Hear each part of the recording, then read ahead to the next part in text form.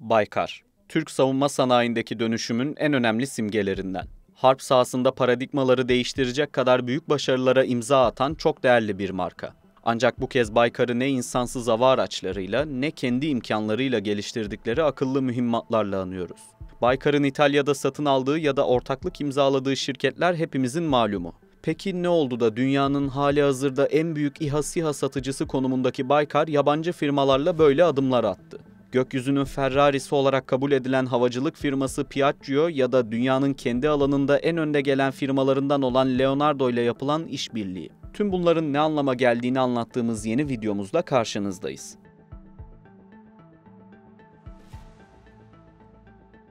İlk haberler 2024'ün sonuna doğru önce savunma sanayi çevrelerinde sonra tüm kamuoyunda konuşulmaya başlandı.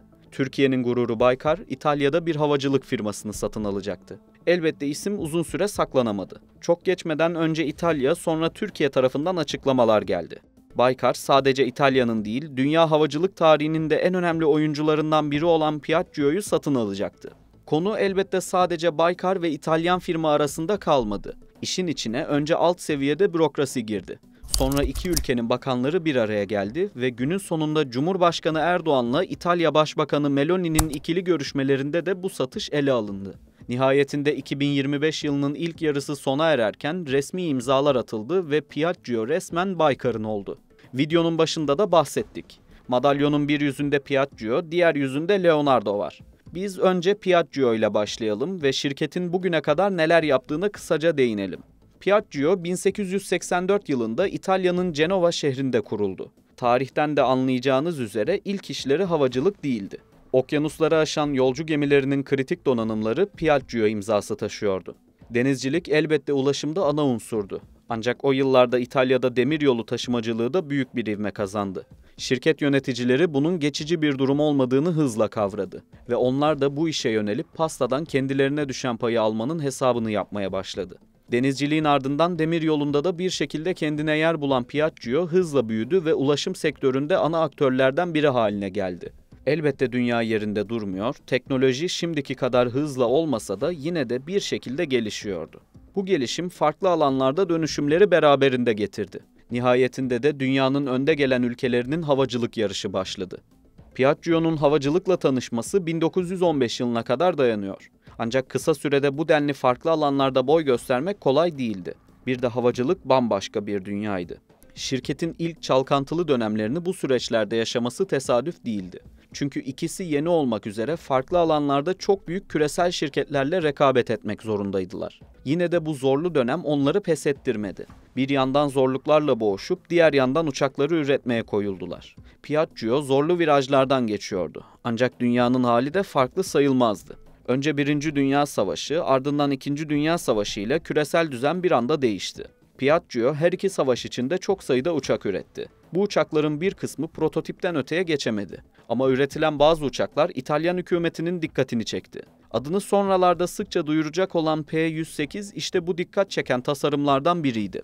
4 motorlu ağır bombardıman uçağı olan P-108 1930'ların sonuna doğru tasarlandı. Tamamen metal bir gövde, bu güçlü gövde altında birleşen kanatlar ve o zaman için çok değerli olan gövde içerisine alınabilen iniş takımları.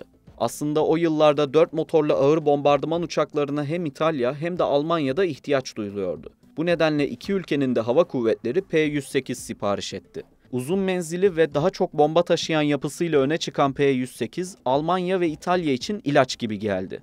Ancak her ilacın bir yan etkisi vardı. P-108 için bu yan etki yüksek maliyetti. O dönem bir adet P-108 fiyatına 3 adet Savio Margetti SM-79 bombardıman uçağı üretmek mümkündü. Karar vericilerin önünde iki seçenek vardı.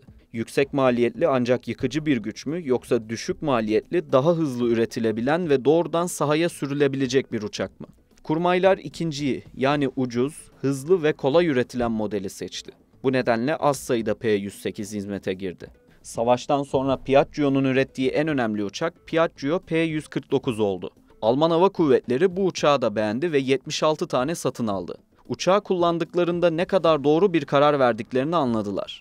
Lisans altında üretim için İtalya ile anlaştılar. Alman imalatçı Focke-Wulf tarafından üretilen bu uçaklar FW-149 ismiyle hayata geçti.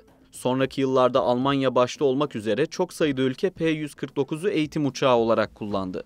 Piaggio sadece savaş uçağı üreterek ayakta kalamayacağını biliyordu. 1980'lere gelindiğinde şirket P-180 Avanti hafif iş jetinin tasarımına başladı. Uçak alışılmışın dışında bir tasarıma sahipti. 2 adet turboprop motor mevcut tasarımların aksine itici konfigürasyonda yerleştirilmişti.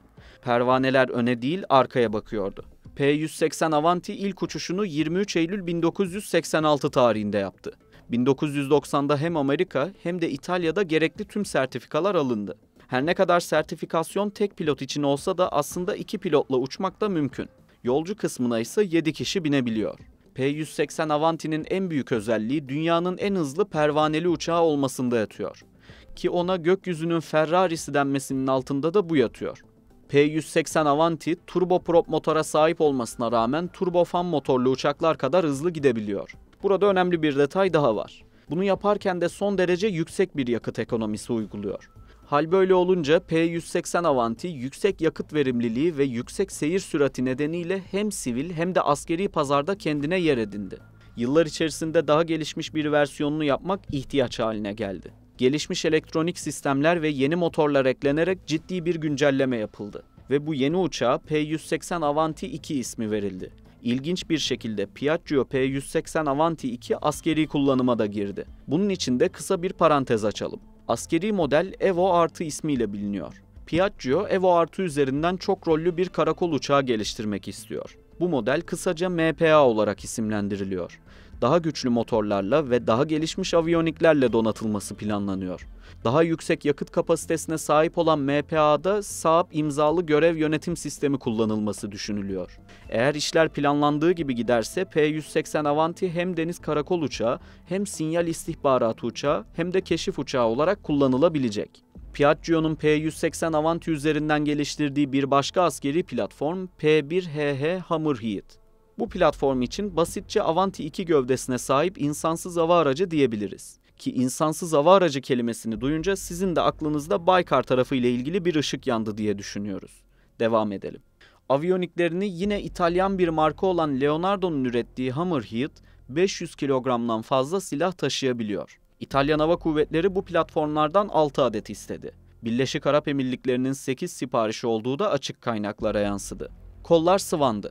Platform hazırlandı ve ilk uçuş günü geldi çattı. Herkesin meraklı bakışları arasında havalanan ilk prototip 31 Mayıs 2016'daki ilk uçuşunda düştü. Bu meseleyi bazen Türkiye'de de izah etmek zor olabiliyor. Sivil ya da askeri fark etmez.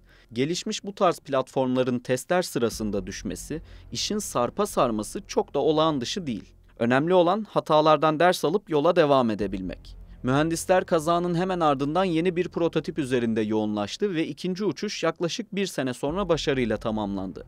Ancak şirketin ekonomik darboğaza girdiği döneme denk gelen bu proje uzun soluklu olamadı. Piaggio, 2014'te Birleşik Arap Emirlikleri'nde Abu Dhabi hükümetine ait Mubadala şirketine satılmıştı. Ancak bu hamlede dertlere derman olmadı. 2018'e gelindiğinde finansal sıkıntılar bir kez daha kendini gösterdi. Bu kez İtalyan devletinin kontrolünde bir kayyum idaresi görevlendirildi ve Piaggio'nun kontrolü kayyuma geçti. İtalya hükümeti bir süre şirketi deyim yerindeyse yüzdürdü. Hatta o dönem medyaya konuşan İtalyan siyasiler Piaggio'nun tam kapasite çalışmaya devam edeceğini anlattı. Ancak beklendiği üzere bunlar gerçekleşmedi. Günün sonunda şirketin satışına karar verildi ve işte bu noktada Baykar devreye girdi. Şimdi gelelim milyon dolarlık soruya. Baykar neden Piaggio ile bu kadar yakından ilgilendi ve sonunda onu satın aldı? Piaggio aslında Pratt & Whitney, Honeywell ve Rolls-Royce gibi önemli motor imalatçılarıyla yaptığı işbirlikleriyle öne çıkıyor. Hem motor bakımı hem de parça üretiminde söz sahibi olan Piaggio, F-35 savaş uçağında kullanılan F-135 motoru için de parçalar üretiyor. Elbette Baykar sadece motor parçası üretimi ve bakımı ile ilgilenmiyor. Bayraktar kardeşlerin yaptıkları ilk açıklamalara bakılırsa Baykar'ın P-180 Avanti'yi geliştirerek yeniden pazara sürmek istediği bir sır değil. Az önce Piaggio imzalı bir insansız hava aracından bahsetmiştik. İlk prototipi düşmüş ve proje yarım kalmıştı. Baykar'ın yarım kalan Hammerhead ve MPA projelerini tamamlayacağını tahmin etmek güç değil. Piaggio, savunma sanayini yakından takip edenlere göre Baykar için insansız sistemlerden insanlı hava araçlarına atlayabileceği bir sıçrama tahtası vazifesi görüyor. Elbette Avrupa pazarı için sertifikasyon süreçlerinden tutun da Avrupa Birliği ülkeleri arasındaki serbest ticaret anlaşmalarına ve hatta Avrupa Birliği'nin savunma sanayi şirketlerine aktaracağı kolay finansman kaynaklarına kadar çok farklı maddeler saymak mümkün. Sözün özü, Baykar, Avrupa pazarını genişletebileceği stratejik bir kurumu satın aldı. Piaggio ise Baykar gibi bu alanda küresel şöhreti zirvede olan bir markanın kanatları altına girdi. Bu da onlara eski güçlü günlerine dönebilecekleri yeni bir kapı açabilir. Meraklısı için son bir not daha aktaralım. İtalyan medyası bu satın almanın iki şirkete neler kazandırabileceğine dair hazırladığı haberde Piaggio'nun sıfır emisyonlu iş uçağı projesine özellikle dikkat çekti. Sıfır emisyonlu uçaklar yakın gelecekte tamamen elektrikle çalışacak veya hidrojen elektrik hibrit motorlu havalanacak şekilde tasarlanıyor. Baykar'ın belki de bu alanda da dünyada oyun değiştirici bir uçağa kavuşabileceği konuşuluyor. Madalyonun Piaggio kısmını kapatalım ve Leonardo tarafına geçelim. Geçmişi 1948 yılında İtalyan devleti tarafından kurulan Finmeccanica'ya dayanan Leonardo için sadece Avrupa'nın değil, dünyanın savunma alanındaki en büyük oyuncularından birisi desek yanlış olmaz. Merkezi Roma'da bulunan şirketin %30'u İtalya devletinin. Açık kaynaklara göre 100 binin üzerinde çalışanı olan şirket hem sivil hem de askeri alanda faaliyet gösteriyor. Şirket jet eğitim uçaklarından radar sistemlerine, denizaltı savunma harbi sistemlerinden insansız hava aracı teknolojilerine kadar geniş bir portföye sahip. Leonardo geçtiğimiz yıllarda Avrupa'nın en büyük helikopter imalatçısı konumunda olan AgustaWestland'la birleşti. Bu sayede Leonardo AW139, AW101 ve AW169 gibi çok satan helikopterlerin üreticisi haline geldi. Şirket yakın gelecekte Türkiye'nin de satın alacağı konuşulan Eurofighter Typhoon uçaklarının üretiminde önemli bir paya sahip. Özellikle Tranche 3 ve Tranche 4 uçaklarında kullanılan ECRS serisi radarlar Leonardo tarafından üretiliyor. Leonardo'nun dahil olduğu en büyük projelerden birisi kısaca GCAP olarak bilinen Global Combat Air Program. Havacılıkta bu sıralar en büyük yarış 6. nesil uçaklar. İşte bunun için İngiltere, Japonya ve İtalya geleceğin 6. nesil savaş uçağını geliştirmek için güçlerini birleştirdi. Bu proje geçmişte Tempest olarak biliniyordu. İngiliz Hava Kuvvetleri'nin istediği 6. nesil savaş uçağını geliştirmek için oluşturulmuştu. Proje takvimine göre 2027 yılında ilk uçuşun yapılması planlanıyor. Uçakların 2035'te hizmete gireceği tahmin ediliyor. Baykar ve Leonardo geçtiğimiz Haziran ayında yapılan Paris Air Show'da yeni kurdukları LBA Systems isimli şirketi duyurdu. Genel merkezi İtalya'da olan LBA Systems'da Baykar ve Leonardo eşit paylara sahip. LBA Systems'ın insansız hava araçları üzerine yoğunlaşması bekleniyor. Temel amaç insansız sistemlerin tasarımından geliştirilmesine, üretiminden bakım faaliyetlerine kadar tüm süreçlerin aynı çatı altında yürütülebilmesi. Baykar'ın insansız hava araçlarındaki tecrübesiyle Leonardo'nun komuta kontrol, faydalı yükler ve alt sistemler konusundaki uzmanlığı bir araya gelecek. İki şirket yapay zeka destekli otonom savunma sistemleri geliştirecek. Leonardo özellikle insansız hava araçlarında kullanılabilecek AESA radarları ve sensörleriyle öne çıkıyor. Bu ürünlerin tedarikinden Leonardo sorumlu olacak. Baykar ise ağırlıklı olarak platformun geliştirilmesi ve üretimine odaklanacak. Havacılıkta yakın geleceğin en önemli meydan okumalarından biri insanlı ve insansız sistemleri bir arada kullanabilmekte yaşanacak. Ne tamamen insansız sistemler ne de tamamen insanlı platformlar. İkisini doğru oranda ve gelişmişlik seviyesinde ayarlayabilen ülkeler rakiplerinden önde olacak. Aslında 6. nesil savaş uçakları konsepti de tam olarak bu yaklaşımı temel alıyor. Konsept kısaca MUM-T olarak biliniyor ve bu konuda Leonardo'nun uzmanlığına güveniliyor. Leonardo'nun destek vereceği bir başka konu da kalifikasyon ve sertifikasyon. Sertifikasyon karışık ve nispeten uzun bir süreç. Daha önce bu yollardan geçmiş bir partnerle çalışmak Baykar'ı daha da öne taşıyacak. Leonardo, İtalya'da çok sayıda teknoloji geliştirme üssüne sahip. Ortaklıkla beraber bu merkezlerin kullanımı Baykar'a açılacak. Ronchi dei Legionari'de bulunan Mükemmeliyet Merkezi, Torino'daki Mühendislik ve Sertifikasyon Merkezi, Grottaglia'da bulunan Gelişmiş Kompozit Malzeme Üretim Tesisi ve Roma'da bulunan Çok Boyutlu Teknoloji Gelişim Merkezi akla ilk gelen örnekler. Tıpkı Piaggio satın alımında olduğu gibi Leonardo işbirliği de hem Baykar hem karşı taraf için kazan-kazan formülünde ilerleyecek. Türkiye tarafından baktığımızda bu birleşmenin en önemli çıktılarından biri son derece stratejik bir sektörde Avrupa pazarına entegrasyon. Avrupa'da teknoloji üretmek sadece üretim hattını Avrupa'ya taşımak manasına gelmiyor. Baykar'ın Avrupa Birliği regülasyonlarına, havacılık sertifikasyon süreçlerine ve NATO uyumlu yazılım ve altyapı sistemlerine hakim olması anlamına geliyor. Baykar, Leonardo işbirliği sayesinde tüm bu süreçlere doğrudan erişme şansına sahip oluyor. Bu işbirliğinin farklı yansımaları da var. Baykar, Leonardo ile birleşerek artık Avrupalı bir imalatçı haline geliyor. Bu sayede Avrupa Birliği'nin sağladığı pek çok imkana erişme hakkına kavuşuyor. Avrupa Birliği geçtiğimiz günlerde kısa ismi SAFE olan Avrupa Güvenlik Eylemi isimli yeni bir düzenlemeyi hayata geçirme konusunda anlaştı. Temel olarak askeri harcamaların artırılması ve eş zamanlı olarak Avrupa Birliği'nin savunma sanayi kapasitesinin gelişimi hedefleniyor. Birlik ülkeleri 5 sene içerisinde bu amaçlarını gerçekleştirmek niyetinde. Bunun için ortaya konan para yaklaşık 150 milyar euro. Bu krediden faydalanabilmek için satın alınacak silahların en az %65'inin Avrupa Birliği ya da Avrupa Ekonomik Bölgesi'nden gelmesi isteniyor. Geri kalan %35 ise Türkiye'nin de dahil olduğu diğer ülkelerden alınabiliyor. %65'lik kısma dahil olunmak istenirse ikili güvenlik ve savunma anlaşması imzalanması gerekiyor. İşte Baykar'ın Leonardo hamlesi şirketi %65'lik dilimin içine sokuyor. Ve bu da belki yakın gelecekte milyarlarca euroluk sipariş anlamına geliyor. Baykar, halihazırda müstakil bir üretici tedarikçi konumunda. Leonardo işbirliği şirkete ortak teknoloji geliştirme ve müşterek üretim kapısını da sonuna kadar aralıyor.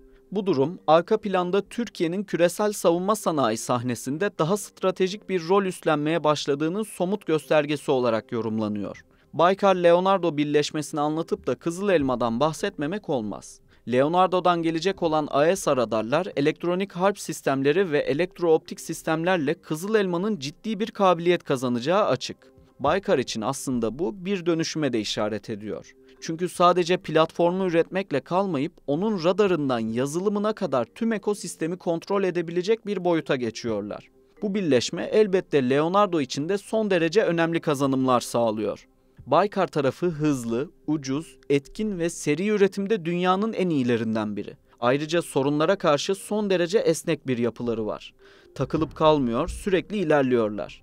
Bürokrasi ve işi yavaşlatacak her şey geri planda. Selçuk Bayraktar'ın da sıkça vurguladığı üzere takozlara tahammülleri yok. Avrupa içinse durum pek parlak değil. Projeler sürekli belirlenen takvimden öteye sarkıyor. Herhangi bir sorun yaşandığında o kadar çok bürokrasi işliyor ki bu nedenle bile hayati projelerin çoğu rafa kalkıyor ve uzun yıllar orada bekliyor. Bunların yanı sıra Avrupa'nın yeni anladığı bir gerçek daha var. İkinci Dünya Savaşı'ndan sonra müthiş bir refah düzeni kurdular. Savunma işini Amerika'ya pasladılar ve milyarlarca euroyu sadece toplumun gelişimine harcadılar. Bu süreçte de zaten paramız var. İhtiyacımız olan şeyin parasını bastırıp alırız inancına kapıldılar. Ki normal bir dünya düzeninde bunu uzun süre başardılar.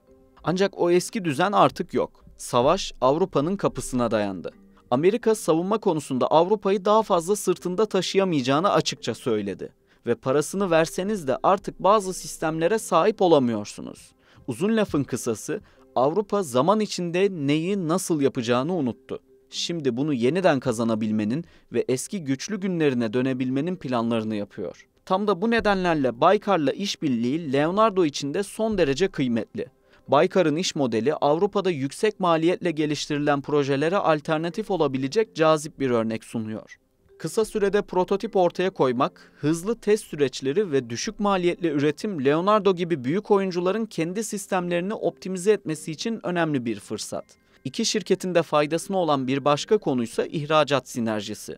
Baykar özellikle Orta Doğu, Kuzey Afrika ve Türkiye Cumhuriyetlerde ciddi bir etki alanına sahip. Leonardo ise Avrupa, Latin Amerika ve Asya'da adından söz ettiriyor. Bu sinerji, LBA Systems'ın ortak geliştirdiği ürünlerin dünya genelinde daha çok müşteriye ulaşmasını sağlayabilir. Sonuç olarak bu işbirliği Türk mühendisliğinin Avrupa normlarına uyum sağlamasını, yeni nesil teknolojilerin Türk çözümleriyle şekillenmesini ve Türkiye'nin küresel savunma pazarındaki konumunun bir üst seviyeye taşınmasını beraberinde getirecek gibi duruyor.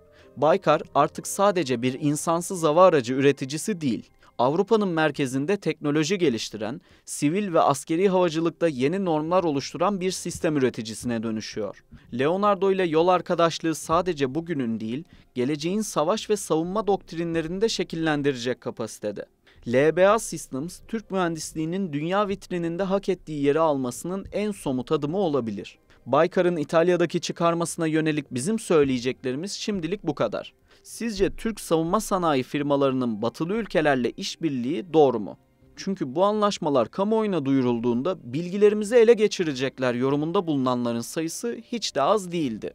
Bu konudaki düşüncenizi merak ediyoruz. Ayrıca yakın zaman öncesine kadar doğrudan ya da örtülü ambargolarla boğuşan Türk savunma sanayinin bugün dev yabancı şirketleri satın alabilecek noktaya ulaşması da işin bir başka boyutu. Bunu nasıl yorumluyorsunuz? Görüşlerinizi bize yazın. Hep birlikte üzerine tartışalım. Bir videomuzun daha sonuna geldik. Başka bir içerikte daha görüşmek üzere. Şimdilik hoşça kalın. Baykar, Türk savunma sanayindeki dönüşümün en önemli simgelerinden. Harp sahasında paradigmaları değiştirecek kadar büyük başarılara imza atan çok değerli bir marka. Ancak bu kez Baykar'ı ne insansız hava araçlarıyla ne kendi imkanlarıyla geliştirdikleri akıllı mühimmatlarla anıyoruz. Baykar'ın İtalya'da satın aldığı ya da ortaklık imzaladığı şirketler hepimizin malumu.